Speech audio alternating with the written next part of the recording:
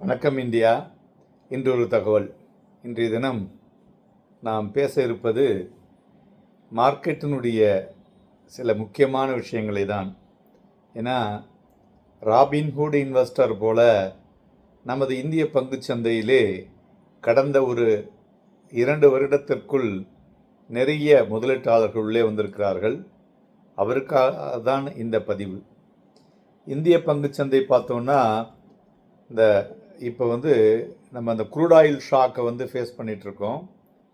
அது மாதிரி இதனால் வரக்கூடிய காலாண்டில் ஏர்னிங்ஸ் ஸ்லோடவுன் ஆகக்கூடும் என்ற எதிர்பார்ப்பு. மறுபுறம் எஃப்ஐஐ ஹெவியாக விற்றுட்ருக்காங்க. ரீட்டைல் இன்வெஸ்டர்ஸ் காஷியஸாக இருந்துகிட்ருக்காங்க. ஸோ ரெண்டாவது சில பேர் என்ன சொல்கிறாங்க, இந்த ஜியோபொலிட்டிக்கல் அன்சர்டனிட்டியை அண்டர் ப்ரைஸிங் ரிஸ்க்காக எடுத்துகிட்டு இருக்காங்க அப்படிங்கிற மாதிரி. மெயினாக கடந்த 4 மாதமாக பார்த்தோன்னா எஃப்ஐஐ கிட்டத்தட்ட 2.06 lakh crore விற்றுருக்காங்க. ஸோ மெயினாக இதற்கு முக்கிய காரணம் ஹை ஆயில் ப்ரைஸஸ். அது மாதிரி யூஎஸில் ஈல்டு அதிகரிச்சிருக்கு, பாண்டு ஈல்டு. தென் ஈரான் வார். ஸோ அதனால் 2026 4 மாதத்துக்குள்ளேயே 2025 மொத்தமாக விற்றுட்டு போட்டாங்க. ஓகே, இப்போ இந்த Jio political risk staying invested சுச்சுவேஷனில் மக்களுக்கு ஒரு பெரிய ஒரு குழப்பங்கள் இருந்து கொண்டு இருக்கிறது.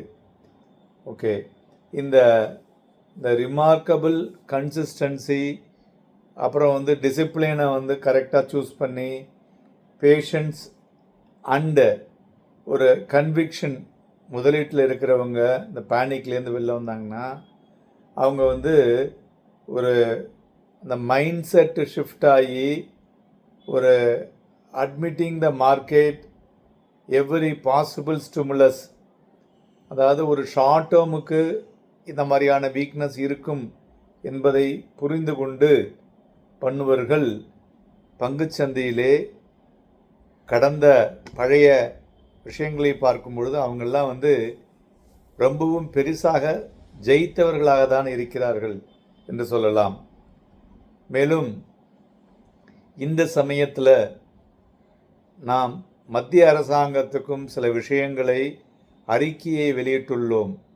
என்னவென்று கேட்டீங்கன்னா, எஃப்ஐஐக்கு இருக்கக்கூடிய லாங் டேர்ம் கேபிட்டல் கெயினை எடுத்து விடுங்க, நோ கெயின் ஆன் டேக்ஸ் அப்படின்னு கொண்டு வந்தீங்கன்னா அவங்க திருப்பி ஃப்ளோ உள்ளே வரும்.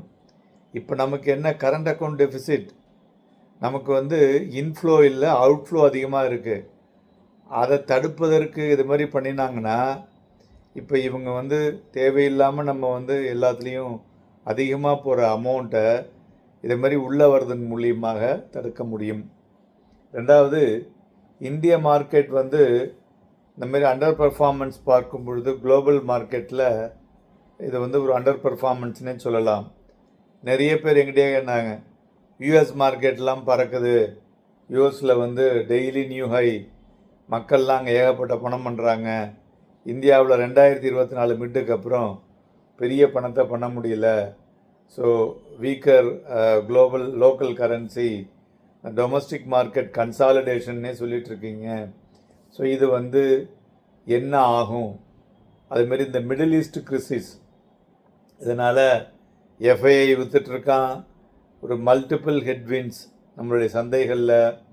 ஸோ இது மாதிரியான செல் ஆஃப் இருக்கும் பொழுது என்ன செய்ய வேண்டும் அப்படிங்கிற மாதிரிலாம் எல்லாருடைய கேள்விகளும் இருந்து கொண்டிருக்கிறது. இந்த ஷார்ட் டேர்ம் நாய்ஸ் ஒரு வாலட்டிலிட்டியை க்ரியேட் பண்ணினது மட்டுமல்லாமல் இன்வெஸ்டர்ஸுடைய மைண்ட்லேயும் ஒரு ஒரு பீதியையும் க்ரியேட் பண்ணியிருப்பத பார்க்க முடிகிறது. ஸோ இது என்னன்னாக்க இந்த ஃப்ரீக்வெண்ட்டாக சேர்னிங் அண்ட் ட்ரேடிங் அதில் இம்மீடியட்டாக மக்களுக்கு சில பெனிஃபிட் இருக்கிற மாதிரி இருந்தாலும் ஒரு க்ரூஷியலாக this is not a panic. ஏன்னா இந்த பாட்டம் அதுதான் இந்த national loss into real loss, அந்த நோஷனல் லாஸ் இருக்கு இல்லையா, அதுதான் ரியல் லாஸும்போம். நீங்கள் வந்து ஒரு லாங் டேர்ம் ஹொரைசன் 3+ இயர்ஸ் வச்சுக்கிறவங்க இந்த கரெக்ஷன்ஸ் வந்து ரொட்டீனாக இருக்கும். கிளென்சிங் த மார்க்கெட் எக்ஸஸ் அப்படின்னு சொல்லுவோம்.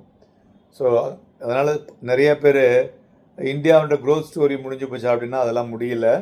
ஸோ அதனால் keep your SIP active and selective stock pick வந்து நம்மளுடைய பிஸ்னஸ் இந்தியாவை, அதுவும் லோக்கல் கன்சம்ஷன் உள்ள கன்சூமர் கன்சம்ஷன் இருக்கக்கூடிய பங்குகள் வந்து ஸ்டில் அட்ராக்டிவாக இருக்கும் என்று எதிர்பார்க்கலாம்.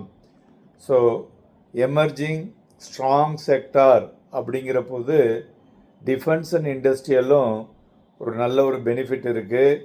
அதுபோல் கன்சம்ஷன் இண்டஸ்ட்ரியும் பெனிஃபிட் இருக்குது. ஸோ பேங்க்ஸும் பார்த்தோன்னா இம்ப்ரூவிங் அசட் குவாலிட்டி, அவங்கள ஜிஎன்பிஏ ரேஷியோஸும் ஒரு மல்டியர் லோவில் இருக்குது. அதனால் அதுவும் நன்கு இருக்கும் என்று எதிர்பார்க்கலாம். இப்போ திடீர்னு மறுபடியும் பெட்ரோல் டீசல் விலை ஏறி இருக்கே சார், இதனால் வந்து இன்ஃப்ளேஷன் மேக்ஸில் என்ன ஆகும், இதனால் வந்து மறுபடியும் ரேட் ஹைக் இருக்குமா அப்படின்னு கேட்டிங்கன்னா, கன்சூமர் ப்ரைஸ் இன்ஃப்ளேஷனில் 10லேருந்து 15 பேசிஸ் பாயிண்ட்ஸில் இதனுடைய தாக்கம் இருக்கக்கூடும். பட் இன்டைரக்ட் காஸ்ட் வந்து பார்க்கும் பொழுது இந்த டிரான்ஸ்போர்ட்டேஷன் லாஜிஸ்டிக்ஸில் அந்த இம்பேக்ட் இருக்க தான் செய்யக்கூடும். ஸோ மேலும் ஆர்பிஐ வந்து இப்போ இன்ட்ரெஸ்ட் ரேட்டை கட் பண்ணவும் மாட்டாங்க, ஏற்றவும் மாட்டாங்க. ஸோ அதனால் இம்மீடியட் ஃபியூல் ப்ரைஸ் வந்து ஒரு ஒரு ஸ்டாகர்டு ஃபியூச்சர் ரிஸ்கை ஒரு மாதிரி மானிட்டரி பாலிசியினுடைய அந்த ஸ்டாண்ட்ஸை வைத்து பார்க்கும் பொழுது இம்மீடியட்டாக பெரிய ஹைக்கு இருக்காது, ப்ளஸ் இன்ட்ரெஸ்ட் ரேட் கட்டும் இருக்காது. So bullish on equities over the next 12 months பார்க்கும் பொழுது நன்கு இருக்கிறது. அதனால் நீண்ட கால அடிப்படைக்கு எஸ்ஐபி வச்சுருவங்க திடீர்னு வந்து எனக்கு நிறைய எக்ஸ்பென்சஸ் இருக்குது அப்படின்னு சொல்லிட்டு சில பேர்லாம் எஸ்ஐபியை கட் பண்ணுவாங்க. அதை வந்து அது நீங்களே உங்களுக்கு கொடுத்துக்கக்கூடிய பாடமே தவிர மற்றவர்களுக்கு இல்லை என்பதை புரிந்து கொண்டு ஒரு நீண்ட கால அடிப்படைக்கு உங்களுடைய முதலீடுகளை தாராளமாக முதலீடு செய்து கொண்டிருக்கலாம். Happy and profitable week.